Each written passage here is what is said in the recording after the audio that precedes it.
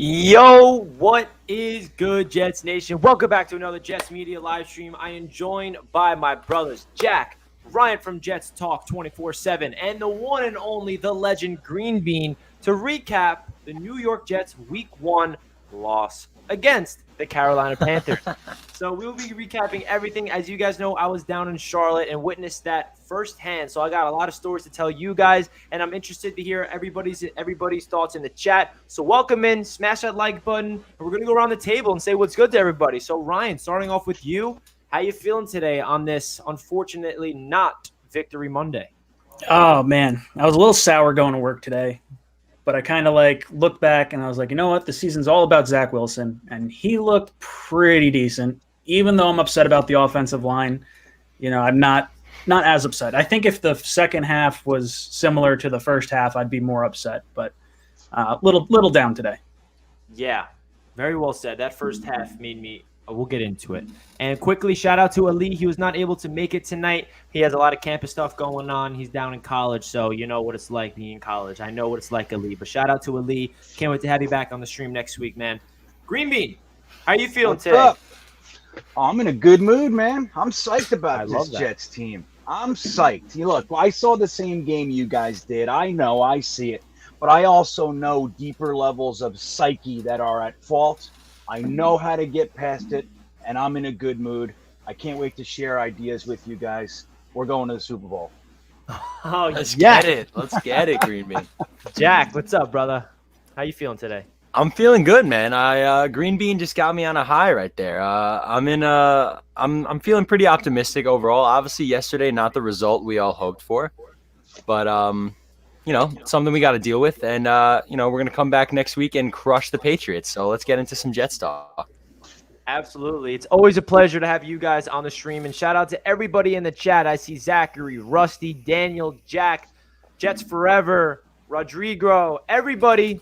Welcome in. Love having you guys in the chat. Make sure you guys smash that thumbs up button. And if you're not subscribed to all these guys' channels, that's down below in the description. Ryan, Greenbean, and Jack. Make sure you guys go subscribe. It means a lot to me in particular because I love these guys. We got to give everybody love. So let's talk about this game, guys. We're going to go over it, our thoughts as a whole, and then we're going to dissect each individual player, the position groups, because there's so much to unpack. I just finished watching the condensed game. I have NFL Game Pass, and for those of you guys that don't know, they actually give you the condensed game. It was 35 minutes of the entire Jets game, and someone that was at the game in person, I needed to see a different perspective. I needed to see it, as a broadcast, the replays, and there's a lot that I did not see when I was at the game. And my overall thoughts of being at Charlotte and being there with Jets fans, it was awesome. And first of all, to all my subscribers that came out to me and said what's good, that means so much to me. I love meeting you guys. I met at least 10 or 15 of you guys. You guys came up, showed me some love. We talked some Jets football. It is so awesome. And if you ever see me out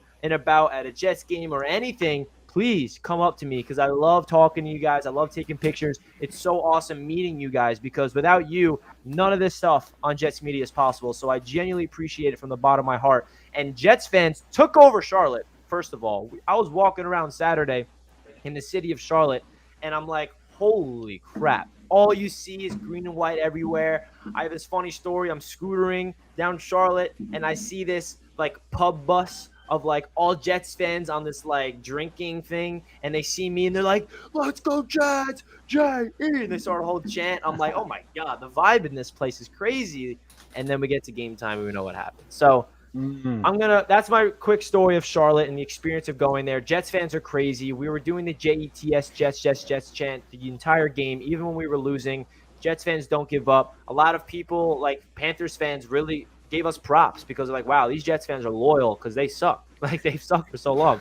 But Panthers fans, I respect you guys because they were not, any fan base that was, talking crap or anything. They're very respectable. They said good luck to us beforehand. And we're not F you, that it was a different vibe down there in Carolina. So shout out to the Panthers fan. But now let's get into the game. So first and foremost, I want you to hear your guys' first takeaways, your initial impressions. We had a full 24 hours, more than that, to digest this loss. So, Ryan, I'll start off with you. Before we get into Zach Wilson and everything else, what's your overall thoughts of Robert Saleh's debut and everything you saw from the Jets yesterday? I think yesterday was sort of a combination of having a rookie head coach, having a rookie offensive coordinator, having a rookie quarterback, and we were playing like 9 rookies across the board, 10 if you want to include Amendola as punter as well. It's a whole bunch of first-time NFL players, and it kind of showed. I think they settled down at halftime, and you got to see a little bit more comfort. I'm dead set. If the Jets wound up getting that onside kick and had another shot with the ball in their hands, I think the Jets were going to come away with a victory there. So it felt good from like a first game perspective to see the second half adjustments, something we didn't really get to see under Adam Gase. So overall, disappointing first half, kind of saved my sanity with the second half. Yeah, it's kind of where I'm at. I was a little upset that like the strengths that I thought we were going to have did not work out the way. Like I had 5 bold predictions and like every single one of them was awful. Every single one was wrong. I had one that was like special teams will be perfect. So we didn't miss a kick, and technically the punts were pretty good even though we, didn't have Braden Mann. So I guess my 1 of my 5 was okay. Yeah, man, there's a lot of injuries to break down as well, and I don't really want to get into those, but we have to. It's the reality of football. Greenbean, what was your initial reaction to this game? It seems like you're very optimistic about this Jets teams right now after coming off a loss. So why don't you tell us why? Well, look, as the season comes closer and closer, our excitement increases. But we were talking all off season about the idea of an evaluation year, about development being the most important thing and all that sort of stuff. We have to remember that doesn't only include the players. That includes a first-time head coach, an offensive coordinator that looked like a deer in the headlights for much of this game. I thought Robert Saleh it just looked to me like Robert Saleh was trying to be a head coach. In the second half, he was Robert Saleh. He was jumping up and down. He was running up and down the sideline, screaming and yelling. There was so much less of that in the first half. And I think it's going to take a little while. Now, why I'm so positive is the fact, like number one, there's Zach Wilson. The guy took everything that they could throw at him, like, uppercuts, left hooks. They chased him around. And he looked good to me, man. He did, he wasn't perfect, but he looked good. Now, all the mistakes that I saw, considering all the rookies and all the new guys and the first time the offensive line played together and all that sort of stuff, just like you, Richie, I've now watched the condensed game 2 separate times. And I'm just about to start my dissecting. I'm just watching it right now. But what it looks like to me, it's not guys, most of the time anyway, it's not guys getting beat one-on-one. It's guys making mental mistakes, mental errors. It's a lot of the schematics on the offensive line. They're missing assignments on stunts. There's a lot of miscommunication. There's 2 guys blocking one guy and 1 guy running free. There's a lot of that stuff. To me, that is good news. Because when I see stuff like that, what that means is the whole idea that it takes an offensive line a few minutes to gel and all that, it becomes real. Now, I'm not telling you that there were no instances where our guys got beat. They happened, but they were farther and fewer between than just the overall arcing mistake. We're not being able to kind of digest and apply, I should say, the overall very difficult blocking system. Now, what I would like to see is them, look, it takes a while to get this scheme. It doesn't matter. Then simplify it for the offensive line, because in the meantime, Zach Wilson is getting his jaw broken back there. So I just want to see, the coaching staff kind of settle this down a little bit. But the good news is we did see that in the second half. Again, not perfect, but we saw halftime adjustments. We saw a so much more effective offense and defense with the pass rush. Everything changed in the second half. So again, what I saw leads me to believe that these are the types of things that can absolutely be corrected and will be corrected. We have the youngest team in the NFL. I love that take from Greenbean right there, giving us a different approach to the offensive line struggles. And Robert Saleh had a lot to say about that as well, that it's not just the O-line. There's so much that goes into it schematically. They need to pick up the stunts and expect the Patriots and Bill Belichick to bring a bunch of stunts, and that the Jets offensive line has to be prepared for it, especially with Mekhi Becton out. So, Jack, what was your first reaction to this game after having a full day to digest what we saw yesterday? Yeah, I think I was pretty underwhelmed, if I'm being honest. Not that my expectations for this team, in week one especially, were through the roof. But I personally felt like we got two different games yesterday. I mean, in the first half of that game, you could have told me that Adam Gase was the head coach, and I would have believed you, man. I mean, it was seriously worrying me. I mean, for that first half of that football game, I was saying, "Holy shit! There's no way this could be happening again. I cannot believe what I'm seeing." Because the offense was absolutely non-existent, bro. And thank God our defense, injuries all over the place on this defense, kind of hung in there throughout this whole game. I think, we didn't really make any super standout plays, but we hung in there. We kept their offense in check. Now Sam Darnold is not a fantastic quarterback. He did look good yesterday, obviously, but we got to give the Panthers credit. That offense is, obviously heavily based on Christian McCaffrey, but Robbie Anderson is super talented. DJ Moore is super talented. Terrace Marshall is a first round talent wide receiver. Their offensive line stinks pretty bad, I think. But, for the most part, they're a pretty good offense, and our young, injury-ridden defense did keep them in check yesterday. So I was pretty pleased with that. But the first half offense, absolutely atrocious. I literally was terrified that we were getting a repeat of Adam Gase Part 2. But then my prayers were answered in the second half when I could see, okay, thank God. At least we have a coaching staff that can make adjustments. Offense, defense both looked miles better in the second half. Zach Wilson was doing his thing. The offensive line is obviously our biggest, most glaring problem at this point. That was put on full display yesterday. But Zach Wilson looked good, man. I mean, he did have a pretty bad pick. Let's not sugarcoat it. It was a bad pick. It looked like a Sam Darnold pick. But, he had 70-something passing yards in the second half, I believe, something like that. And 2 touchdowns. So I'll take it, man. That's what you want to see. A nice bounce back second half from your rookie quarterback who's running all over the place, getting his ass kicked all game. That's obviously the biggest problem we have to fix. But overall, I'm pretty pleased with how the team looked second half and on through the rest of the game. First half, I was worried. But we have a coaching staff that knows how to make adjustments, and that's something we haven't experienced since Rex Ryan, probably. So, we'll see how this goes, man. We're like Greenbean said, we're the youngest team in the league, and we have a long road ahead of us this season. This is a very, like Greenbean also said, we can't forget the fact that this is a development year. So, I'm not trying to get too ahead of myself right now on either end of the spectrum. I'm still trying to stay very neutral right now. We have an extra game this year, so that was basically like a preseason game that just counts. So. I agree.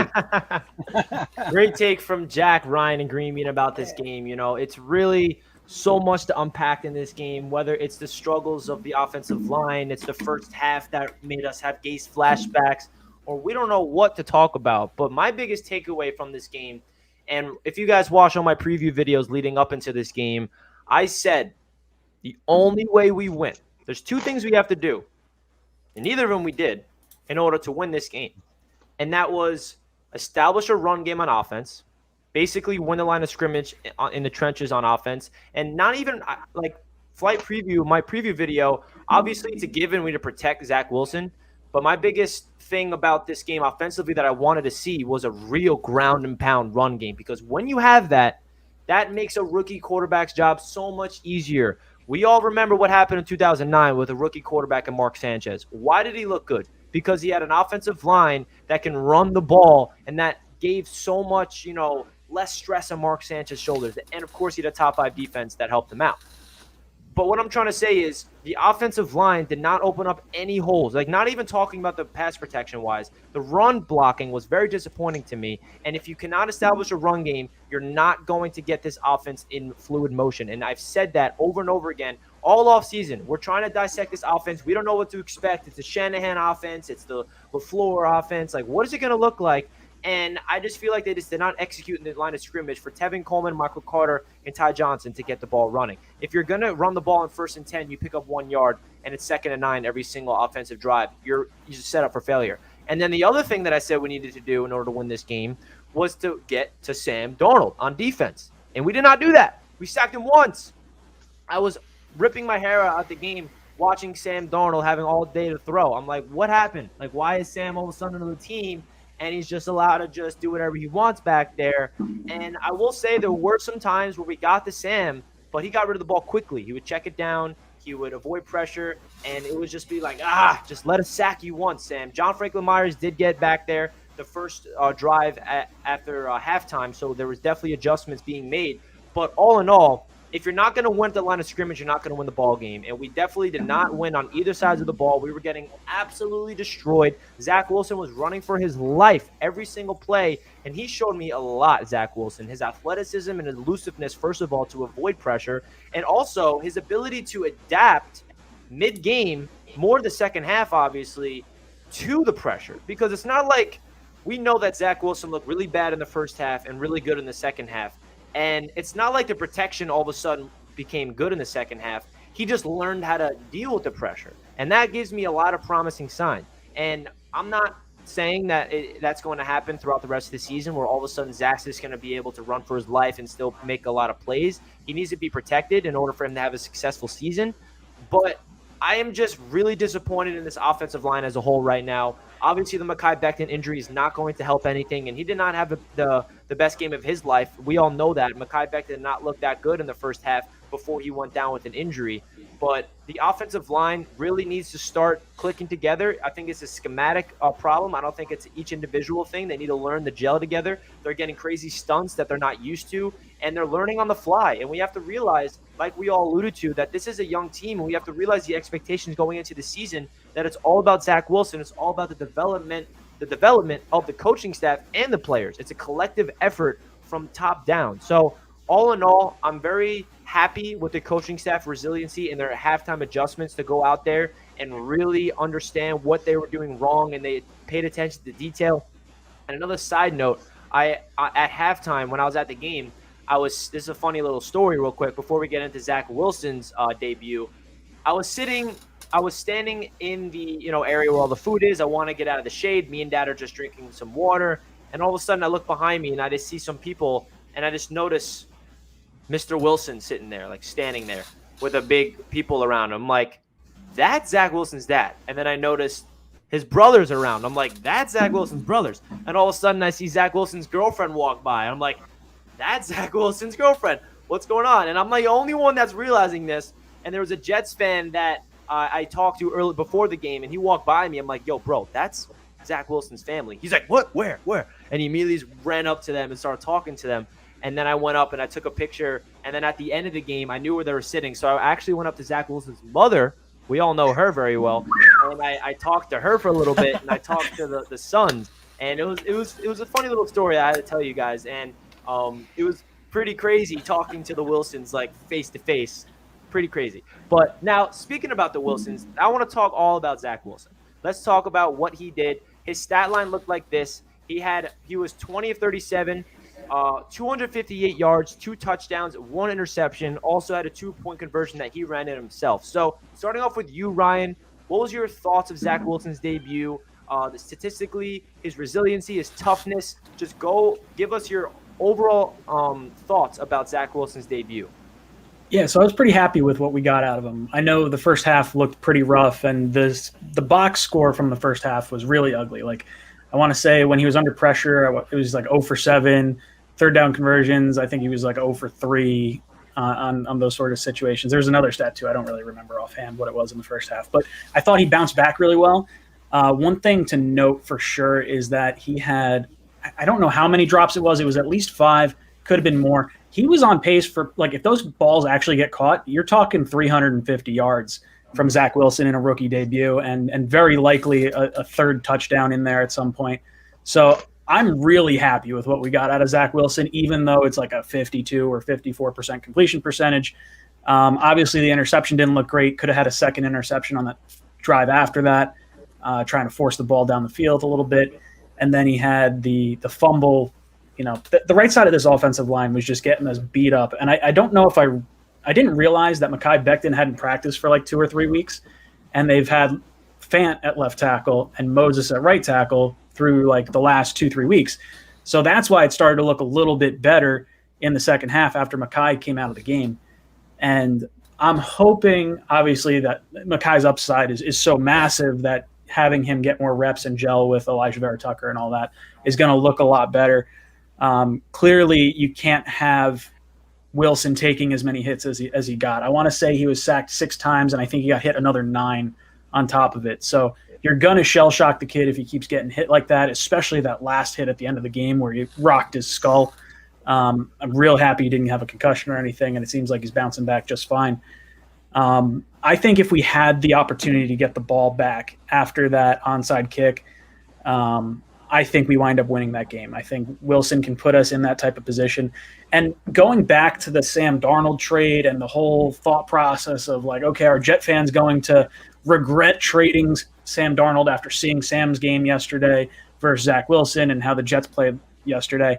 And I can emphatically say I am 100% behind the decision to trade Sam Darnold after yesterday's game. I think if you put Wilson on that Carolina team, this game is not remotely close.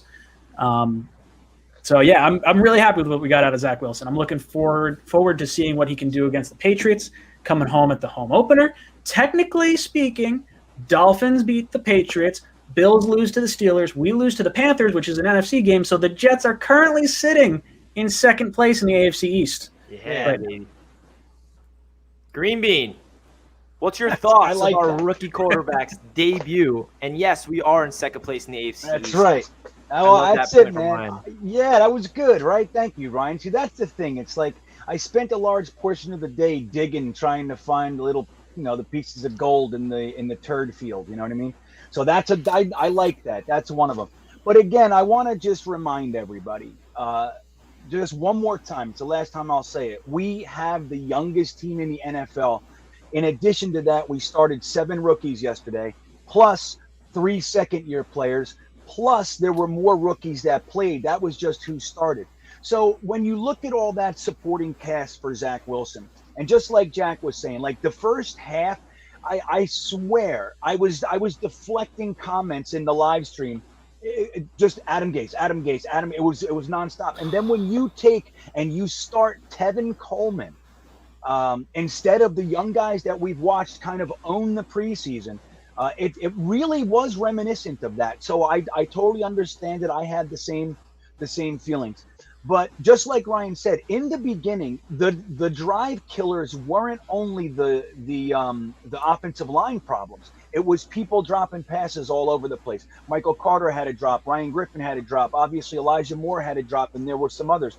So there was a lot of that going on. And I attribute it to nerves. Like, so anybody who's played sports at any level, but like if you've ever been in like an important game, not professionally, but just a big game, the rival town or whatever, there's so much energy going into that people are shaky, people are nervous, all that sort of stuff, and it takes getting a good pop in the chops, and like you absorb your first hit, you catch your first pass and get tackled. That's when things start to settle down, and that's what we started to see later in the game. It was like, wait a second, we can hang here. So Zach, he's not going to be able to go back. I think it was 43 times. I mean, we were talking about that beforehand. He needs to go back to pass 30 times max. 43 dropbacks. It's not going to last long if we keep doing that to him. But what I saw from him, I loved. And like Ryan said, with that last hit, I literally gasped when I saw his head hit the turf on that last double sack. The 2 guys just landed on him. I was like, oh no, that's it. Like we've seen this before, but he did get up and he threw a laser touchdown right after that. So I'm impressed with the guy. I think that he's a fine addition to the team, much better than Sam Darnold, man. That was the McCaffrey show. Let's be real. As soon as we started getting to Sam Darnold, even a little bit in the second half, he missed receivers all over the place, just like we saw him do for so long. That's great. But Zach Wilson is clearly the right choice. And I think if we can just settle this team down a little bit, he's going to win us a lot of games, man. I was really happy with what he did yesterday overall. Awesome. Jack, how about you, man? What was your thoughts of Zach Wilson's debut? Yeah, I'm very pleased with what I saw from Zach. And I just saw on Twitter, Ryan, what you mentioned before. And I'll just read it real quick because it just proves the point I want to make. So Zach Wilson in the first half, 0 for 4 on third down, 0 for 4 versus blitz, 0 for 7 under duress, 0 for 4 on play action, and 0 for 3 on deep passes, 15 or more yards in the air. And the kid finished 20 for 37, 258 yards, 2 tutties, and a pick. So if you didn't watch that first half of football and you heard that stat line at the end of the game, you'd say, all right, the Jets got something there. They got something to work with. They got a rookie who can come in, make plays. All right, he had an interception, but he had 2 touchdowns to back it up. He didn't have a crazy amount of passing yards, but hey, man, he's a rookie. The completion percentage obviously needs work. He only completed 20 passes, so you're not going to get much more than 258 yards with that. And we got to factor in the drops as well. You can't blame the whole thing on the offensive line when clear as day balls were getting dropped all over the place. Even that long ball to Elijah Moore that was an arguable PI maybe. There's a couple different ways that play could have gone. Elijah Moore, if he's the player that we've all been bragging about for the last month or two now, throughout the training camp process, he should come down with that ball and make his quarterback look good. Things like that were just kind of little factors that just tied into Zach maybe not looking as good as he could have looked yesterday. Ryan, I know you mentioned earlier, as you should have, that pass he threw to Elijah Moore into double coverage. That was a little sketchy. That probably shouldn't have been thrown. He's lucky he got away with that one. The pick he did have was obviously a very bad pick, pretty blatant. He just didn't see Shaq Thompson over the middle of the field. Shaq Thompson made a great play on the ball. It still wasn't an easy pick, but he made the play. That's totally on Zach. But like I said before, if you didn't watch that first half of football, if you didn't watch the entire game, and you see that stat line at the end of the game, it's not going to blow you away, but this is a rookie quarterback, and if you're a Jets fan, you understand the supporting cast that Zach Wilson has around him. So I think if you have some sanity left in your head, and I know it's tough after the season we all sat through last year, but I think if you're a relatively sane Jets fan, you're very pleased with Zach Wilson's performance yesterday. It's only up from here. The offensive line is going to take some time to gel. It happens every year with every team.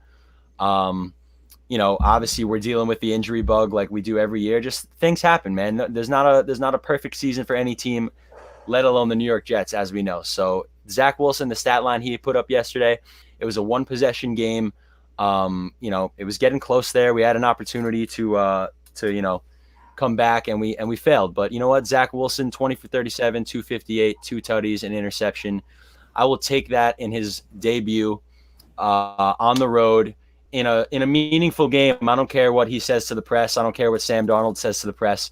They're both thinking, all right, Sam's thinking, let me prove to Jets fans that I'm a good quarterback. And Zach Wilson is saying, let me prove to Jets fans, to the Jets organization and the fans, of course, that they made the right decision.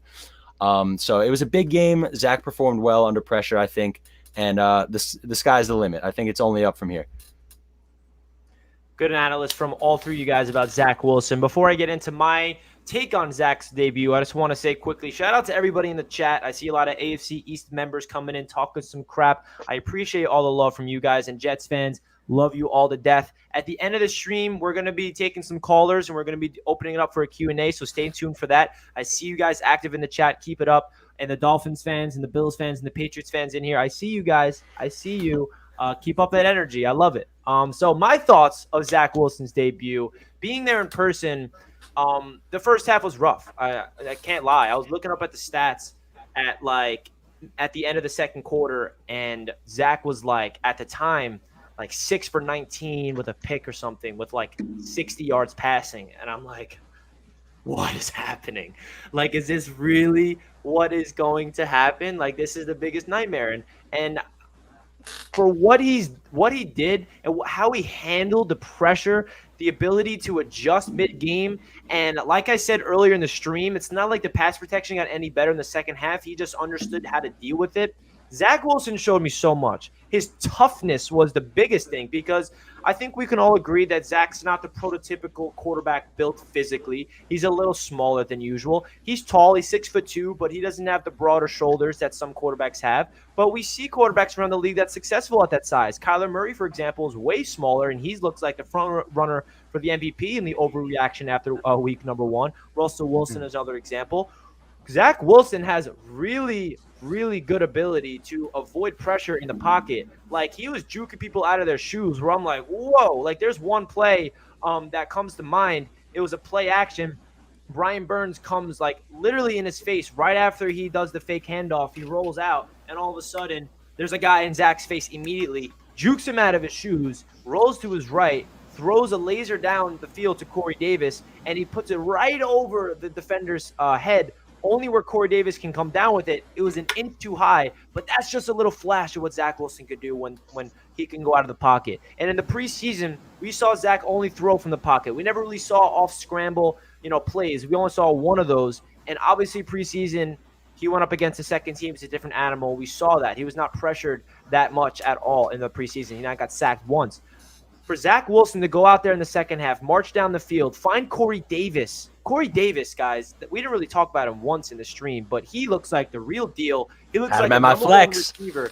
Like, he looks like a guy that we hyped up Corey Davis to be the number one receiver. We hyped up Elijah Moore to be the rookie sensation. Corey Davis answered it. Elijah Moore did not. I'm not reading too much into the Elijah Moore situation. He's a rookie. He has some jitters. He didn't really get targeted that much. He had one reception for -3 yards, and that reception was a touch pass. He had a couple drops. That crazy bomb down the field, I want to see him make those catches, but at the same time, we have to realize that's a difficult catch to make. But we have that expectation from Elijah Moore to eventually start making those plays. And he did have a reception late in the game that got negated from a penalty.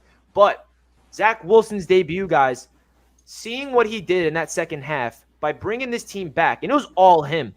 And I said over and over again, this going into this season, we need to make sure we establish a run game and don't put the pressure on Zach to win us the game. Unfortunately, we were back. We were down by 16, and we had to give the keys to Zach. Like, Zach, you got to do everything for us. That 92-yard touchdown drive at the end of the game, he converted one pass to Braxton Berrios in their own end zone. Laser beam, first down. And then 4th and 8, same thing. Pressure in his face. He's waiting. He's waiting for Braxton to get open. He fires it across over to Braxton Berrios. He nails it. And then Denzel Mims comes in the game for the first time. Don't ask me why.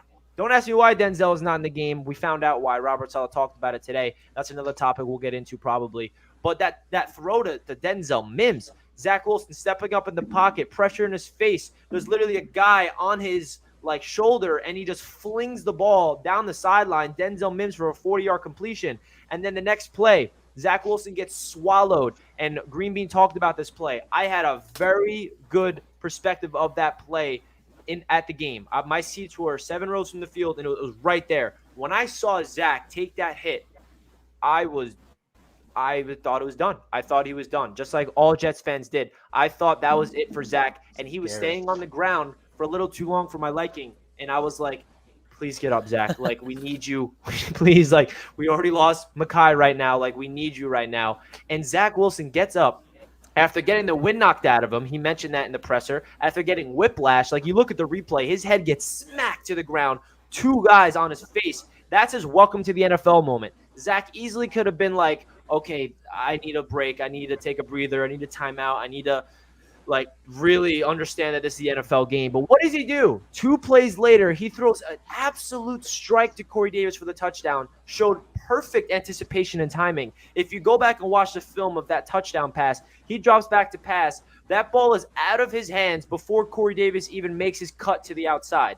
That is next level quarterback play. That's not rookie stuff. That's the glimpse of talent that Zach Wilson showed. And what really I took away from Zach's performance the most is his ability to handle pressure late in the game, the adjustments. Earlier in the game, he was all over the place. He didn't know what to do with the ball. It's his first time seeing live action NFL.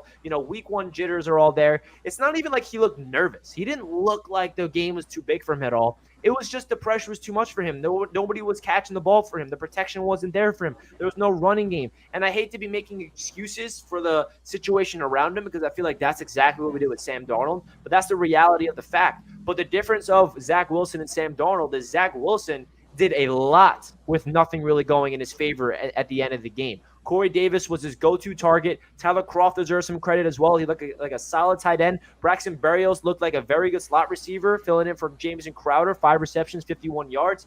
All in all, just to finish off the Zach Wilson talk, I love this toughness for him to come out of there being sacked 6 times healthy and just looking like a guy that can take hits in the NFL. Hopefully he does not have to take those anymore. The arm talent that he showed off scramble, like that play that we were talking about early in the game that bombed Elijah Moore down the field when it hit his hands, that throw is not easy to make. We are not used to that type of throw. He steps up in the pocket. Feet are not planted properly. It's not like he got his all into the throw. It was pure arm. Just zips it right in the bucket. Like, that's something that Jets fans are not used to. And Zach Wilson has all the arm talent in the world. And I think what he showed us in the second half should give every single Jets fan a lot of hope that all we have to do is protect this kid, and he's going to be special because we saw what he can do when there's no pressure. When there is pressure. We saw what he can do. He can scramble, make plays off schedule. He has really good, instincts. And also that interception, I think that problem was it was just a bad throw. He even said it as well. He did not put zip onto it. That's a throw where you need to put zip and not touch. He made that a touch pass and it bit him in the ass. That was a problem with that interception. He needs to put more oomph on it. And he's going to make those mistakes. He's going to. He is a rookie. It is natural. So that's my thoughts of Zach Wilson's debut. Shout out to everybody in the chat. We have almost 278 people watching right now. And we got a donation from V-Man. I'm not worried about the home opener. Pats do not have any playmakers like CMC. So our run defense should be sharper. And this team will learn from this. V-Man, I appreciate the donation. We're going to get into the Patriots and Jets preview at the end of the stream, so stay tuned for that. But V-Man, I definitely appreciate the donation. You're definitely one of the most loyal subscribers here on Jets Media. It means a ton to me. And guys, please make sure you smash that like button. Let's get to over 100 likes. We have 80 likes right now. We're 277 people. So if we can get over 100 likes, that will mean so much to me. And guys, we're just going to take a quick break from our sponsor of the stream, from BetQL. We'll see you guys in 60 seconds.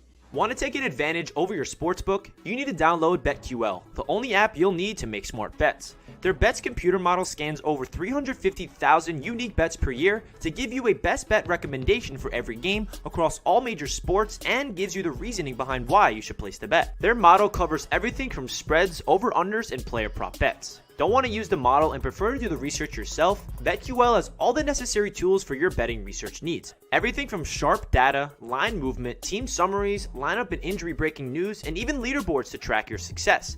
Head to the App Store or Google Play Store now to download BetQL. You can also head to try.betql.com/JetsMedia to get started now. Enter the discount code JetsMedia at payment checkout for 25% off of their subscription offerings. You could find all this information in the description of this video. Make sure to check out their BetMGM offer in the description in order to receive a free year of BetQL. Also, make sure you check out the Sportsbook offers page if you live in one of the eligible states to claim free offers upon signing up at one of the many sportsbooks listed.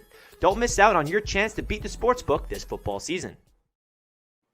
Shout out to BetQL for sponsoring this stream. Now let's get into another topic about this game.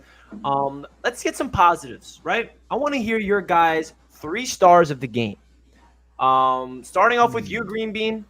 Obviously, we lost, and there's not that much optimism coming out because of the L. But we know the expectations. We understand what happened in this game. So, out of all the players, who are the 3 stars?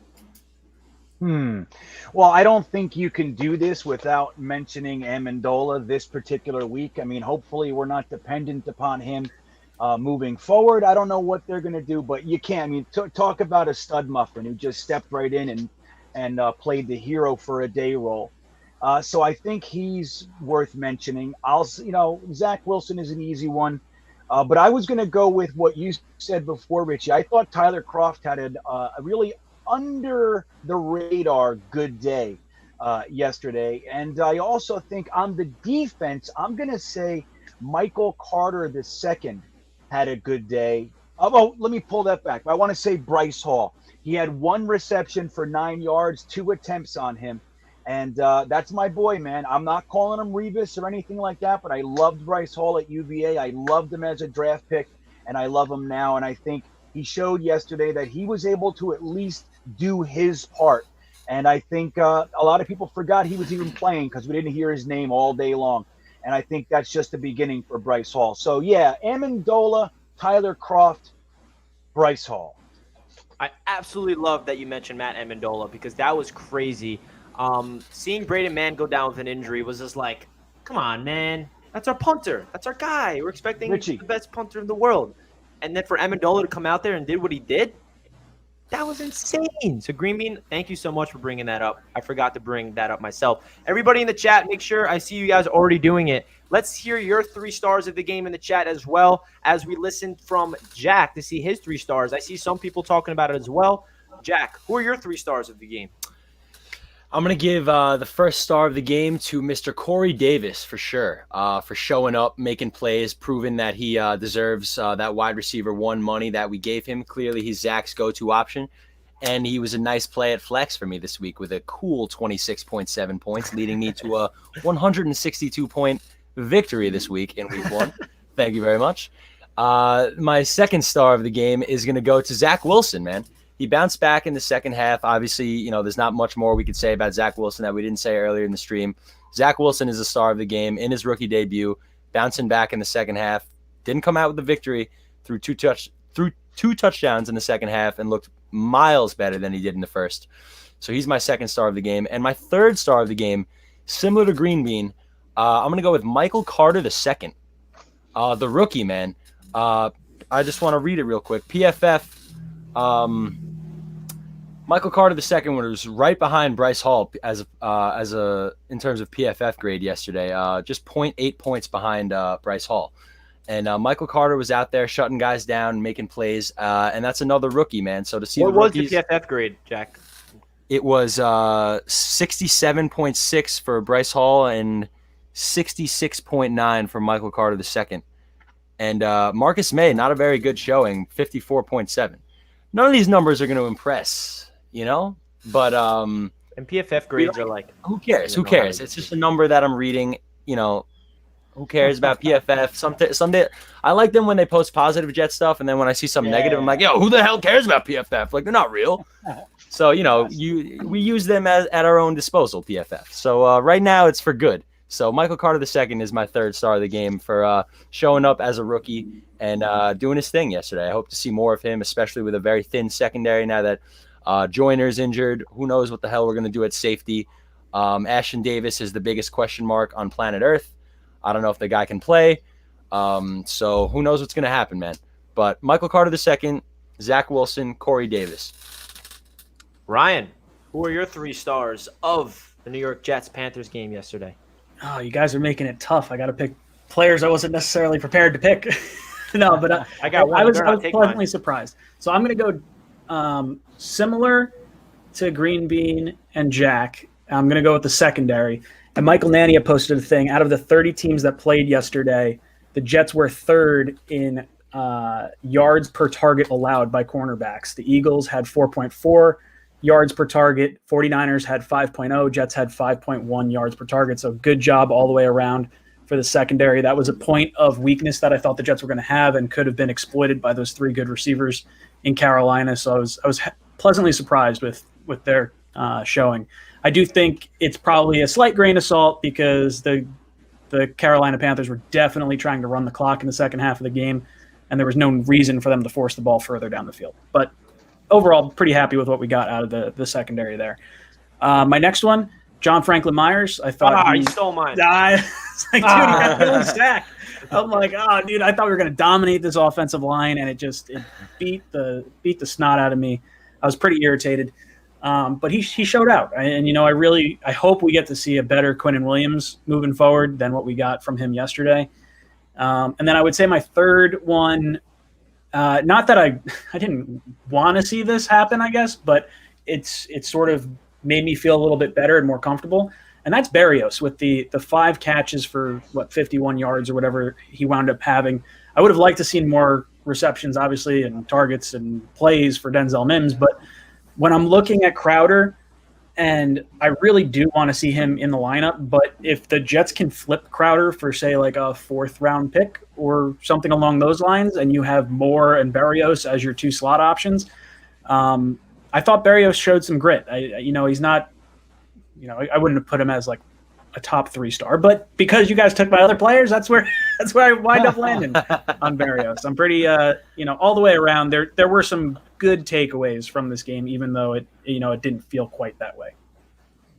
All right, that's your 3 stars. I love to hear it. You stole my JFM one. I thought I'd be the only one, but I'll start off with John Franklin Myers and stick with my guy. He we have a lot of high expectations for this Jets defensive line. I think that's the one position group that Jets fans can expect dominance from.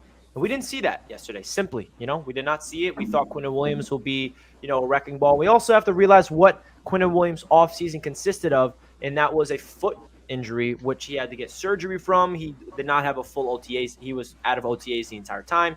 He was not in training camp at all until like a couple weeks before the season. Didn't see any preseason action. So I'm expecting Quinnen Williams to have a little slow start to the season, and then he's going to start dominating like in the middle of the season. I think that's where he's really going to unleash. But John Franklin Myers is mine simply because, one, the sack that he had, and he also had a really good tackle for loss against DJ Moore, who's end around. And Franklin Myers was the only one that stepped up on that defensive line, simply enough. Like I said, we have a lot of expectations, and JFM was the only one that really got to the quarterback.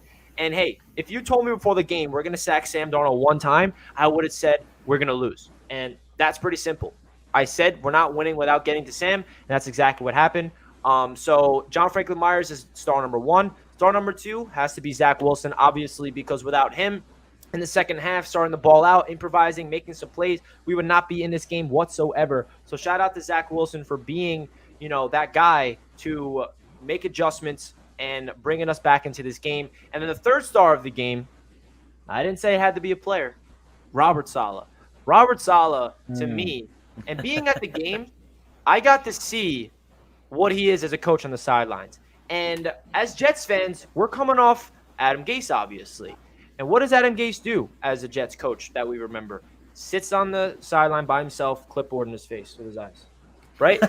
That was not Saleh. Saleh was hyping up his guys to the point where I thought he was going to injure somebody. I'm not even lying. Like, he went up to the defensive line, and he was like, ooh, like pushing them. I'm like, yo, Saleh, like, we don't want the shoulder dislocated from Foley Fatukasi. Like, he was an energizer on the sidelines and hyping up his guys. He had really good halftime adjustments. And as a head coach, it is a rookie debut. He showed me resiliency. He showed me the ability to adjust. He showed me an accountability factor at the end of the game, talking to the press. And Robert Saleh impressed me as his rookie debut of his head coach. So that's actually going to segue into the next topic of your guys' thoughts of Robert Saleh's debut as the coach, because we did not talk about that. We have a brand new coaching staff. We could talk about the coaching staff as a whole, but I want to hear your guys' thoughts of Robert Saleh, because we saw him coach the first time of his NFL career. Greenbean, I'll start off with you. Yeah, I mean, look, I think it boils down to the adjustments at halftime. I mean, and like I said before, I mean, I wasn't on the sideline, so you had clearly a better vantage point than me. But when they show Saleh in the first half, it actually struck me how subdued he seemed, even in emotional points. I was like, it was interesting to me. But in the second half, I saw just a guy who was allowing himself to be himself. And I think it's going to take time for this guy, this defensive coordinator, to kind of navigate through the responsibilities of being a head coach and the emotional side of himself, the coach that he is, the rah-rah guy, the passionate guy, all those types of things.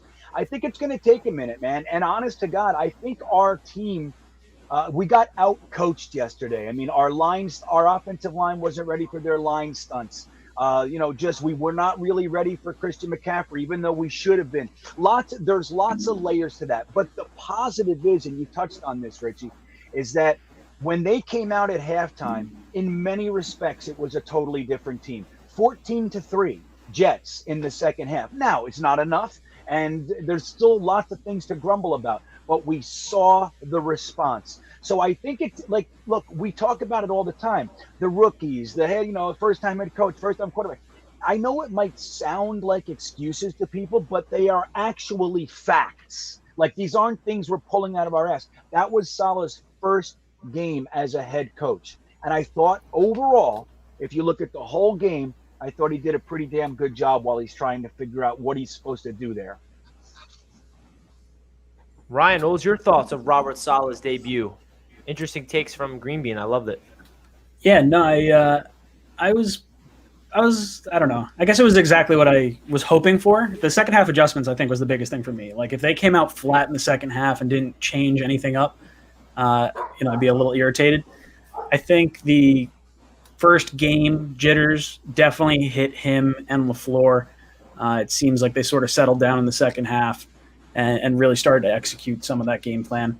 Now, it's tough to get like a real concrete grade because I think if the running game had started going and we weren't stuck in those, 2nd and 8, 3rd and 7 type downs and distances, it would have been a lot more fun to watch this offense. But overall, I liked what we got out of Salah. He seemed like he was in guys' faces. He was energized. It was not the Adam Gase run-of-the-mill, like standing by himself, not talking to anyone, having LaFleur on the sideline rather than up in the booth like he feels comfortable being normally was good. Seeing him getting, Zach Wilson's ear and just kind of showing him everything on the iPad. I think that was important to get some feedback in real time from the guy that you're closest with. I think that the nurturing aspect of this team from the coaching staff as a whole is really, really different than what we've seen the last few years with Adam Gase. So I'm happy with what we got from him. There's obviously room for improvement. I would like to see how he handles some really time crunch type plays, like in a 2-minute drill, in a challenge type situation where his judgment really comes into play pretty strongly. One thing I will say, there was one timeout that he called, I believe it was 3rd and 2, and we waited until we were out on the field. We saw the Panthers defense, and then Salah calls the timeout. And I'm thinking like, oh man, you're wasting the timeout like at the beginning of the 3rd quarter. Like, why are you doing this?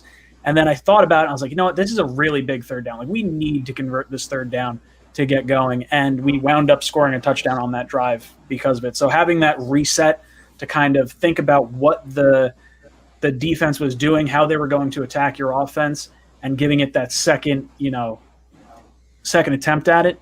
I really like that. I thought he was cool, calm, and collected, and I think we have a really good head coach. I think the NFL will start to see that, and hopefully, if the Jets beat the Patriots this week, that's a division win. The Bills are going to be angry for losing against the Steelers. They're going to thump the Dolphins. So that means the Jets are sitting in first place in the AFC East.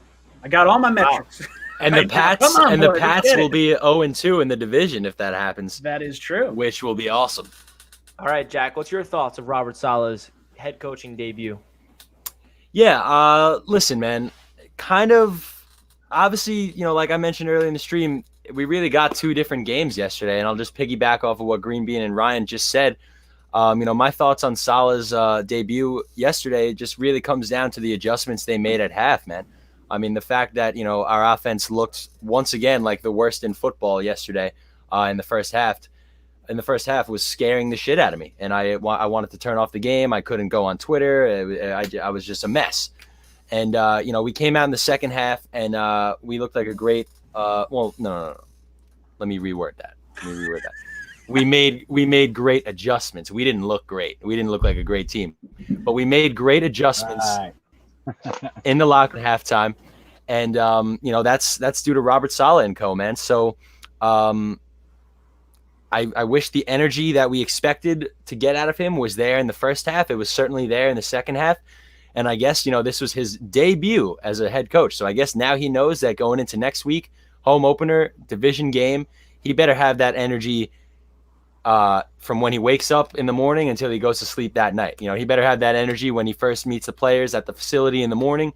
He better have that energy for the pregame speech in the locker room throughout the first half, halftime, second half. He needs to be the Robert Saleh that we brought him here to be. And he was that in the second half. And, that goes a long way. When your head coach is shoving you around, getting you hyped up to go out there and rip somebody's face apart, that goes a long way, man. I really think it does go a long way, especially in the NFL when all these guys could just hang up their cleats and start counting their money if they wanted to anyway. So the fact that Robert Saleh is out there, he gives a shit. He wants to, see the best out of a super, super young team. I'm very, very excited to see how this season is going to go. And like I mentioned earlier in the stream, we have an extra game this year. So I consider yesterday's game preseason with a little asterisk next to it. And this is the first game coming up this week where we will crush the New England Patriots at home, make them 0-2, make them 0-2 in the AFC East, and essentially F their season before it even begins. So let's get it, man. Let's get it. Well, I absolutely love the optimism from Jack and Ryan this week. I'm a little worried about the game, but I know you guys are trying to give us some positive, optimistic vibes going into week 2, as we should, right, Jets fans? That's what we're trying to do. We're trying to go in there with high hopes. So we're going to let Ryan and Greenbean skedaddle out of the stream now, and then Jack and I are going to stay. We're going to open this up to a Jets Q&A. So all you guys in the chat can interact with us. You guys can ask us any questions about the Jets, about the NFL, anything related to football. So before I let Ryan and Greenbean go, I'll let you guys talk about your last remarks about the game or anything that's going on your channels. We'll start off with you, Ryan. Yeah, thanks for having me on. This was a lot of fun. I enjoy, the little recap session. It's a little pre-venting before, jumping on my stream a little bit later tonight. But yeah, no, I'm disappointed with the overall showing from the game. I'm happy with what we got from Zach. I'm happy with what we saw from Robert Saleh. I think there's some good positives to come away with in such a sort of deflating game. But overall, yeah, no, I'm happy. And I think, we'll get better. I think the offensive line will get better as we go on. I think Mekhi Becton being out and having them go back to Fant on the left side, Morgan Moses on the right side will be a little bit more comfortable because Mekhi hadn't practiced, the last 2-3 weeks or whatever. But overall, yeah, looking forward to it. If you guys want to jump over to my stream later on, I'm going to be live 8 o'clock to 10 o'clock for a call-in show. I'm going to have Michael Nania as my special guest over there tonight. But Richie, Jack, thank you guys for having me on. Always a pleasure. Thank you, brother. Always Thank a you. pleasure. Greenbean, how about you, man? I'm upset Ryan didn't say goodbye to me. That's weird. I don't know. We're both leaving. Well, I know I'll see you tonight at your stream at some point anyway. So, but yeah, Richie, Jack, it's always a pleasure, man. I sincerely love listening to you guys. I enjoy being on your channel and, getting involved with the chat. So the Green Beans Jets pod, which up until this point was released on Mondays, is now going to Tuesdays. It'll be out tomorrow morning. And thanks for having me, guys. It's always a pleasure. Guys, Yes, sir. Everybody say peace out to Greenbean and Ryan. It's always a pleasure. Make sure you guys go subscribe to them down below in the description if you're not already. I don't know what you're doing, but I'm assuming if you're a Jets fan, you are indeed here. So goodbye to Ryan and Greenbean. Have a great night and enjoy the stream over at Jets Talk 24/7. Peace out, buddy. All right, guys. So now we're going to open this up to a Jets Q&A. Everybody in the chat, feel free to ask away any questions. We couldn't keep Ryan and Greenbean too long because they had something to do at 6 o'clock. Otherwise, they're more than welcome to stay. They're great guests on the show. Love having them here. So now let's get into the chat. Let's see what everyone's saying. All right, first one is Jets are garbage. Thank you so much, man. Appreciate that. Let's go, dude. Now, of course, we appreciate the Jets' love. We appreciate the Jets' hate. It's all about things. Here's All right, one so that I actually want to talk about. Jets Forever says your take on Mims. There you go, Rich. that's exactly what I was about to say. So Yeah, I'll let you take this. Let me read you guys the tweet that I'm sure you guys saw at Twitter on some point yesterday, and it's the wide receiver snap count for the Jets. And this is what's disturbing to me, man. And I there's certain things in Ryan's statement that he said before about Berrios that I can agree with. I like the fact that we can plug him in if we need to. I understand Elijah Moore's a rookie. I understand Jamison Crowder's out. I understand Denzel Mims is not a slot receiver. I understand all of this. But when you show me the wide receiver snap count, Corey Davis 60, Elijah Moore 57. Elijah Moore had the second highest snap count of Jets wide receivers yesterday. And he had one reception, as you said, Rich. So, he had a couple bad drops. But this is what really concerns me. Braxton Berrios, 37 snaps. Jeff Smith, 7 snaps. Denzel Mims, 2. You can't make this stuff up, man. I don't know. Somebody needs to explain this to me. The whole Denzel Mims saga and what the hell has been going on for this whole offseason, because I don't know what to say about it, man. I mean, clearly Denzel Mims is a playmaker. He sees the field for the first time all game, and he makes the second best play of the game. Braxton Berrios, I love the guy. I think he's a solid number 2 slot. Braxton Berrios is not a playmaker. Denzel Mims is a playmaker. We saw that in the limited time he played last season. We saw that in the super duper limited time he played in yesterday's game. Denzel Mims is a playmaker. He needs to be on the field he needs to develop a connection with Zach Wilson. I don't understand how they're so all in on development of young players. They let go. They trade Chris Herndon. They release Bless Austin because they want to go in on all these. They want to go all in on all these young draft picks they just took on the defense. And you don't use Denzel Mims and you use Braxton Berrios. Denzel Mims was a second-round pick last year, and he clearly has sky-high potential. And you totally. I mean, I don't even want to say underused. They didn't use him. He had 2 snaps yesterday. One of them was like a 20-yard completion. I just don't see the logic there. You're never gonna make it make sense to me, man. I mean, unless the guy really stinks, which I mean, you can't tell me he stinks because when we see him on the field, he makes plays. So that's one thing that I've been scratching my head about all offseason is what the hell is going on with Denzel Mims. I want the answer, man. I know all Jets fans want the answer. Robert Saleh got asked about it today. I don't know if you saw that, Jack. I didn't. Yeah, so Robert Saleh's take on the whole Denzel Mims situation is he basically said, when the top 3 guys are on the field, the reason why Denzel Mims did not see the field is because the offense couldn't get into rhythm. And when you don't have long drives, that's not going to give Denzel an opportunity to play because he said that he's not, a top 3 starter on this team. And you need to be able to understand all 3 positions, both outside and the slot. And when one of them goes down or one of them needs, a breather, Denzel needs to be ready and he needs to understand all 3 positions very well. And he said the reason why Denzel got in the game at that spot is because we finally got a long drive. So somebody like Corey Davis, for example, he needs a breather. He's been on the field for a long time because it's a long drive. So then they subbed in Denzel Mims and he had that opportunity. So what that tells me is that Denzel's obviously not with the starting rotation, and we're going to see Denzel Mims more if we start getting some drives. And that's the coaching staff's perspective of it. I think Denzel still has a lot to prove in terms of in practice and game time to get reps. I don't necessarily agree with it. I think that he should be getting like a lot of playing time because I feel like he's a dynamic weapon that we're just not utilizing and not targeting. And like you said, Jack, you made a lot of great points. We're trying to do the youth movement. He's a second-round pick, a Joe Douglas draft pick, and maybe we drafted him for the Adam Gase scheme, but that does not mean he cannot make a lot of productive plays. So that's my thoughts of Denzel Mims. Well, let's move on from him because we were talking about that for a while. Let's see. Anything else in the chat you guys want to talk about? Yeah, hit us with some questions, guys. Now they're all just talking about Mims. Yeah, I love it. True. I love it. I saw a good one. Hold on. I'm trying to find it. Hold on 1 second.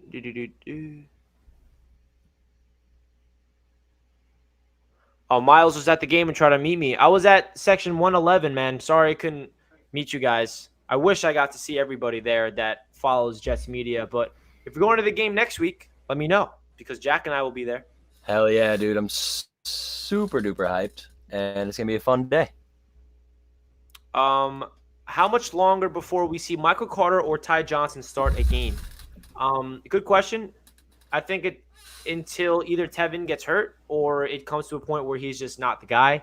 But Tevin Coleman, I see a lot of Jets fans hating on him after yesterday, but you need a veteran in the running back room. Obviously, we're going all youth, but Tevin Coleman understands the system so well, and I understand we'd rather him not start the game, but they really distribute the carries very well. It's not like Tevin Coleman got every single carry. Just because he starts the game doesn't mean he's going to end the game.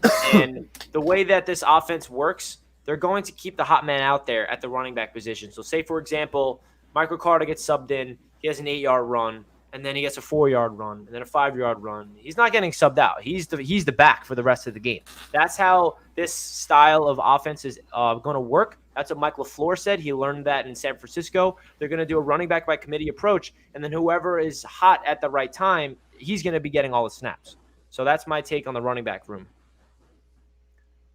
Let's see. Any questions you see? Oh, yeah. Bryce is number 1.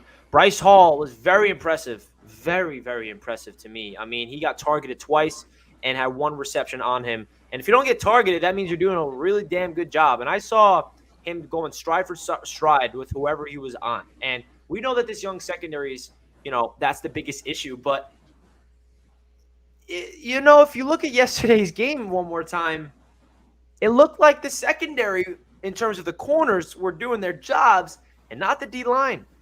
Who would have thought? Cornerbacks look better than the defensive line yesterday. Right, Jack? You're right, bro, and that's a scary thought, man. It's weird. I don't know where we're at right now as a defense or as a football team in general. Honestly, a lot of real weird things are just occurring in Jets world right now, from the injuries to the whole Mims situation, Berrios seeing all the snaps, and Bryce Hall, like you just said, the secondary looking better than the defensive line. I mean, I still have very high hopes for this defensive line this year with, obviously Carl Lawson went down, but all the offseason acquisitions we made, I think Shaq Lawson is going to come and, obviously not replace the production of Carl, but he's going to be a nice veteran presence to have out there on that edge. I'm hoping for Bryce Huff to show us that he can do something. Bryce Huff got to the quarterback a lot. I noticed that when I was watching the game. He didn't get. They were getting pressures. They were getting I tweeted earlier today that got rid of the ball a lot. The amount of times I saw the Jets hit Samuel a lot, they just couldn't get him down. Yeah, I mean the pressure was great. I think that the defensive line overall didn't have a bad day. It's just that the sack is obviously the sexiest stat line that everybody cares about, and we only had one of them. But we were putting pressure on Sam for sure. I think that we got to just realize that this is week 1 and we have a full season ahead of us. Facts, man, facts. I saw an interest. Oh yeah, one thing that I want to mention real quick before we get into more questions. Jamian Sherwood, the rookie, he went down with an injury. He has an ankle sprain. And Del'Shawn Phillips replaced him. He looked pretty good. He led the team in tackles yesterday. He was all over the field. I think he's number 43. And he looked pretty good. I mean, that's our backup, third-string linebacker. And we know that we need to have that next man up mentality with all the injuries we're facing. We got LaMarcus Joyner out for the season, which is so crucial because he was one of the leaders of that secondary for communication purposes. Jamian Sherwood went down, unfortunately. And then Del'Shawn Phillips fills in. Sheldrick Redwine comes in. He looks pretty bad. He got beat on that Robbie Anderson touchdown. But Del'Shawn Phillips looked pretty good. That's something that I feel like we need to bring up. I looked at the stats after the game, and the most productive defender for the Jets was Phillips. So obviously if you're playing the Mike linebacker, you're probably going to get the most tackles, but it's definitely good to see him making an impact. Redwine looked drunk off red wine. Yeah, maybe. So yeah, the Patriots game is going to be pretty crazy. I'm a little nervous because they are very good on the defensive and offensive line, and that's where we got destroyed yesterday. Our defense could have looked much better if all starters could stay on the field and learn how to play together. Yeah, Jets gang, it's unfortunate. We had a lot of high hopes for all the free agent signings. Carl Lawson out for the year. Vinny Curry out for the year. Jared Davis out for 6 weeks. LaMarcus Joyner out for the year. Those 4 guys were our free agent acquisitions that were, supposed to make a big impact on defense. What are you gonna do? You can't predict this stuff. Yeah. Did you see the stats that show we had an above average D-line and elite cornerback play yesterday? I could send you the stats if you want. I did not see that stat, Jacob. If you could send me that, that'd be great. Sounds awesome to me if that's true, but I'm assuming you're not lying. I believe you. But that's dope. Let's see. Do we sign Earl Thomas? I don't know. We'll see what happens. Moore will show out. Have trust. Yeah, man. Elijah Moore definitely did not have the craziest rookie debut of his career. Of his life. That drop he had, us as Jets fans, we're expecting him to make that play because we have such high expectations for him. But we can't just pretend that wasn't a difficult play. There was a defender draped all over him. It was borderline PI, and it was a 50-yard bomb down the field. But that's not saying I think that he needs to start, making that. So we'll see. Let's see it. Let's see something. Let's see an offensive spark next week. Let's not see an entire half of garbage offensive football. Let's see, competent competitive football, offensive one, and then, in the first half, I don't know what the hell I'm saying. And then, let's see the adjustments that we saw this past week, but after a first half that didn't completely suck. Like, is that too much to ask? I don't think so, man. Honestly, let's talk about something real quick. LaFleur, let's talk about that guy real quick. Kind of scared the crap out of me yesterday, man. Not gonna lie. Like, obviously, the second half was the second half. We've talked about it so much. The halftime adjustments, great. Coming out of the gates week 1 and putting an offense on the field that looks like that, he seemed like a deer in the headlights offensive coordinator to me, man. He seemed like the stage was a little bit too big for him yesterday, and that you can tell that this is his first, big time OC job. Yeah, I mean, he's a rookie as well. He's 34 years old. He's never called plays in his life. And this is part of the growing pains that Jets fans have to realize going into the season. We don't only have a rookie quarterback. We don't only have a rookie head coach. We have a rookie offensive play caller. And, obviously it's a terrible tragedy to bring up, but Greg Knapp was going to be a really big part of this Jets offensive coaching staff, the passing game coordinator. He was supposed to be in the ear. He was supposed to not only help Zach Wilson, but help Mike LaFleur. And that's the biggest thing that we're missing right now.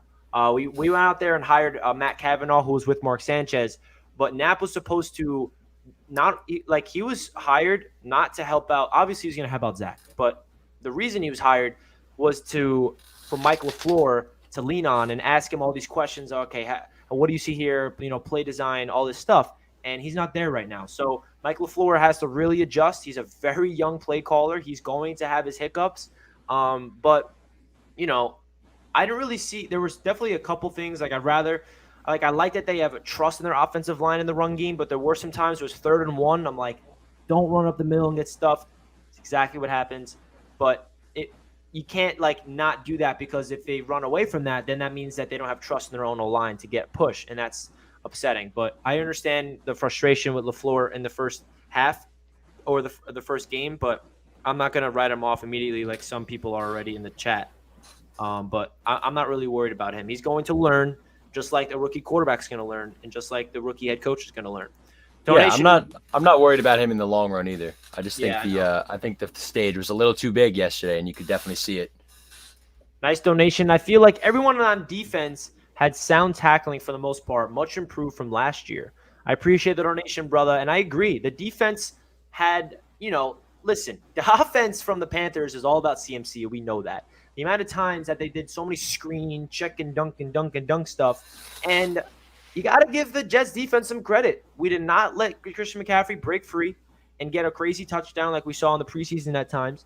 We did not let Christian McCaffrey see the end zone once. The defense did a really good job. And at one point, I thought the game was 30-0 Panthers. And there was 3-0 at the time before the Panthers even scored a touchdown. What was your thoughts of the Jets defense in terms of tackling and keeping everybody in front of them? Because I feel like their approach was, we're going to let the underneath happen. We're going to, give up those 4 or 5 yard dink and dunk passes, and we're not going to get beat deep, even though we did give up, that bomb to Robbie Anderson, which was blown coverage from Redwine. But what was your overall thoughts from the Jets linebacker crew? Marcus May had a lot of good tackles. Javelin Guidry had a very big tackle on Christian McCaffrey. So I'm just thinking on the fly, but what was your thoughts about the tackling from this Jets defense overall? Yeah, I think the tackling was great. I think that, that's obviously you kind of, and going back to the point you just mentioned, that's, a real defensive, philosophy that plenty of teams around the NFL use, is that they'd rather give you those short underneath throws and obviously, not get beat over the top. And I think Ryan earlier in the stream mentioned a cool stat that we were 3rd in yards allowed per reception, something like that, 5.1. 3rd in the NFL, so that's pretty damn good, and that's a testament to our secondary. And I don't know if that ties into the tackling, or if it's yards that the ball was thrown, or if yards after the catch factors into that as well. I'm not sure how that stat works, but it was good to see the defense getting after it and making secure tackles, and like you said, not really letting any ball carriers get get behind them. Obviously, you know, getting beat over the top is a different story. We all saw the long bomb to Robbie Anderson that gave us Jets fans PTSD. Watching that occur in a different uniform, that was tough. And you know, they probably had a good little laugh at that for sure. But yeah, I think the defense, you know, we got some work to do, but I think that it can definitely be a fun defense to watch as the weeks progress. Hopefully we get Jared Davis back healthy and he makes an impact. What's the status with Sherwood and his injury? Is it anything major? I didn't hear anything about it. Sprained ankle. He'll be out for a couple weeks. All right. It happened in literally the second play of the game. I see him limping off the field. I'm like, oh, here we go. I was like, just a little tweak of the ankle. So he's not going to be out long term, but he'll be out for a couple weeks. And Delshon Phillips, like I said, he stepped up and played pretty well. And a little fun fact, another story real quick about my trip to Charlotte. Not only did I talk to the Wilsons family, I also happened to run into another mother of a Jets player at my hotel when we were eating breakfast. And it was Jared Davis's mother. Wow. I saw a lady wearing a Jared Davis jersey, and I'm like, I don't see a lot of Jets fans wearing a Davis jersey, but a family member. So I had to go up to her. I'm like, hey, I love your jersey. She's like, yeah, we had to take a trip down here, you know, family trip. I'm like, oh, so you're related? She's like, yeah, I'm his mother. I was like, I knew it. I could tell. And yeah, I had a cool conversation with Mrs. Davis. It's kind of cool going out there. And I was like, yeah, can't wait to see your son on the field. I was very excited when we signed him. It's unfortunate that he's injured. And this was a cool little story that I forgot to mention that some Jets fans will be interested in. That's dope, man. I love it. I saw something I want to talk about. Yeah. So I see some people talking about the Jets-Patriots game.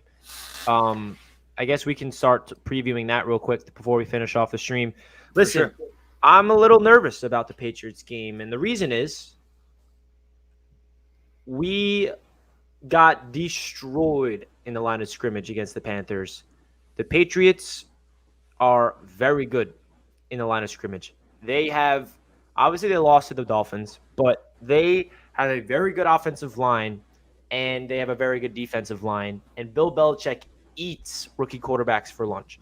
And this Jets offensive line, I think their problem, it's not the individual talent.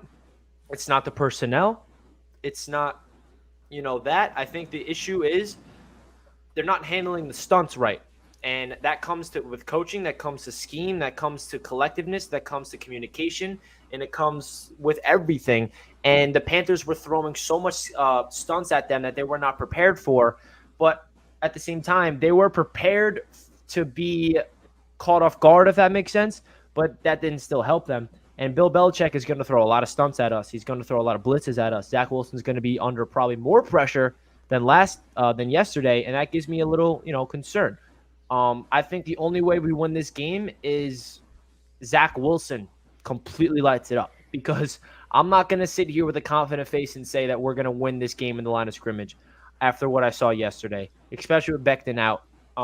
We need to establish a run game for sure, but Zach Wilson needs to really explode. We need explosive plays.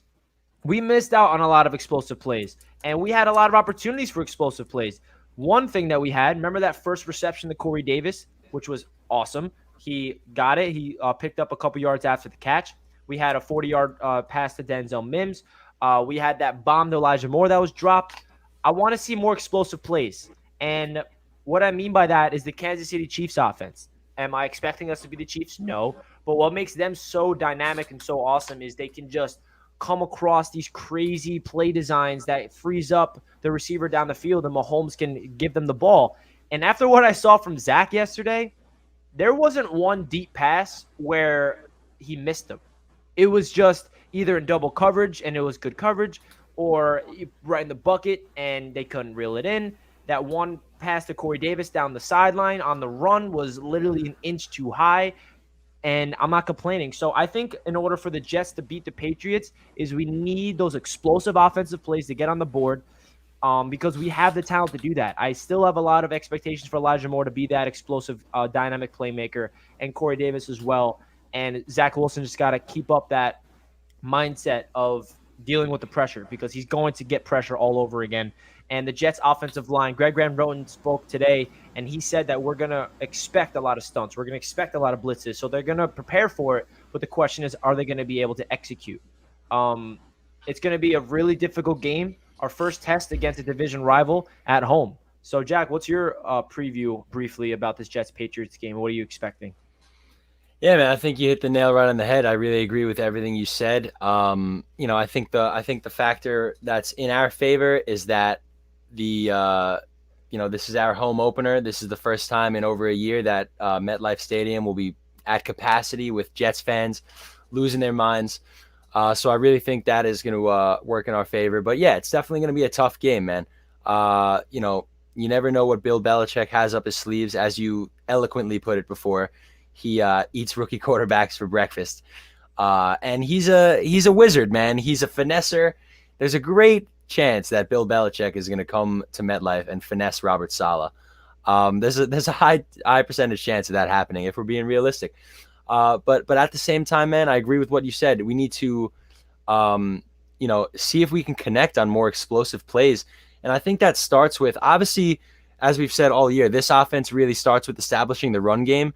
But after what we saw last week against a much weaker Carolina defensive front than the Patriots are going to be showing us this week, I think we need to come out of the gates throwing the ball more often, for sure. I mean, it got very predictable, runs up the middle to Tevin Coleman on first down. It kind of was giving me Frank Gore flashbacks a little bit and was definitely freaking me out. So the game plan needs to be totally different for this week against a much better, Patriots defense, with Bill Belichick, who's one of, the greatest defensive minds in the history of football. We're definitely, Zach Wilson is definitely in for a challenge. This offensive line, someone needs to light a fire under their asses and get something going here, because the protection that we had yesterday is not going to work against the Patriots. So something needs to change with that. But it could be a rough game, guys. Me and Richie, we're always going to try to put the positive spin on everything. I think the Jets are going to be in this game, but I do think the Jets might take an L. Just trying to be realistic here with you guys. It's a tough game against a division rival. Going against the best head coach in the history of the game.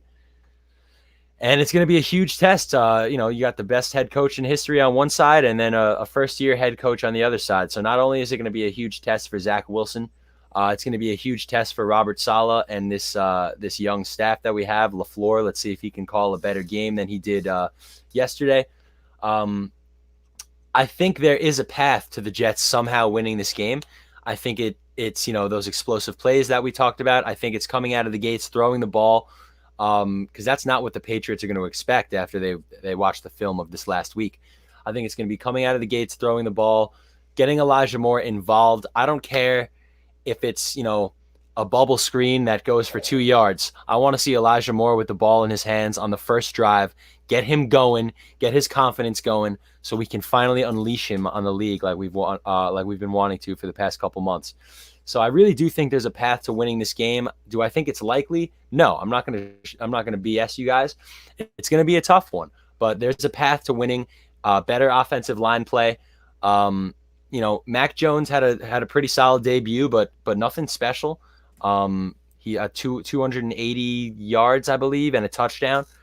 So nothing absolutely crazy. Zach put up 258 yards and 2 touchdowns with a pick. So you can kind of compare their rookie debuts. The Patriots offense put up only 2 more points than our offense did this past week. So there is a path to us winning this game, but it's going to be a very challenging game for Zach Wilson, for Robert Saleh. But for the Patriots as well, man, because as I mentioned before, that stadium's going to be packed. Me and you are going to be there. All these other psychos in the chat are going to be there. Can't wait to meet you guys and hang out with you guys.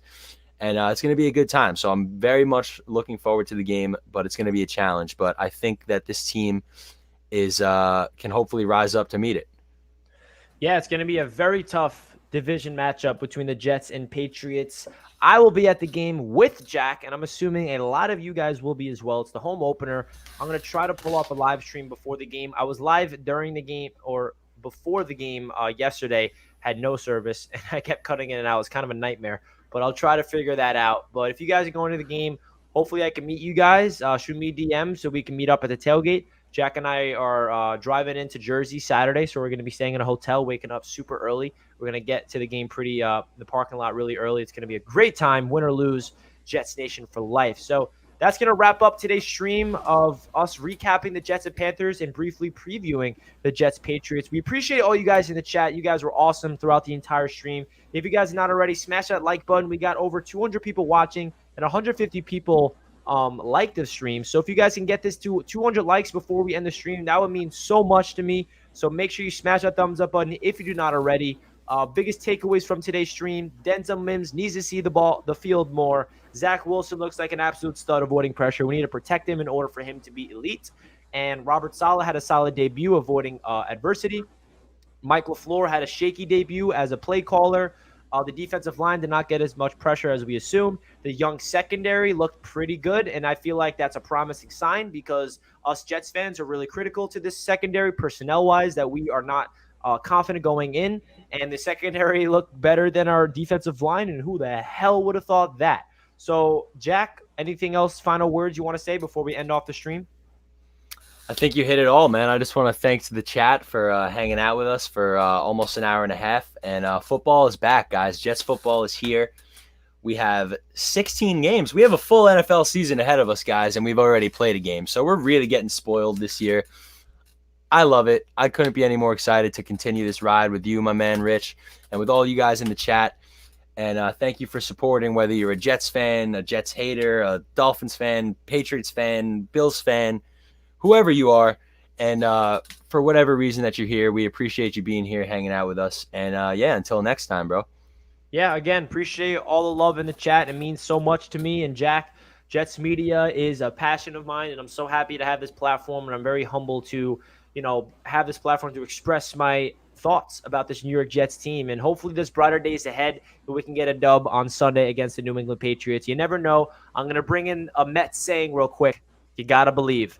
Stay tuned for more Jets content, guys. Love you all. Let's go Jets. Jets Nation for life. Shout out to everybody in the chat, and we'll catch you guys next time. Peace. Have a great night, and enjoy Monday Night Football.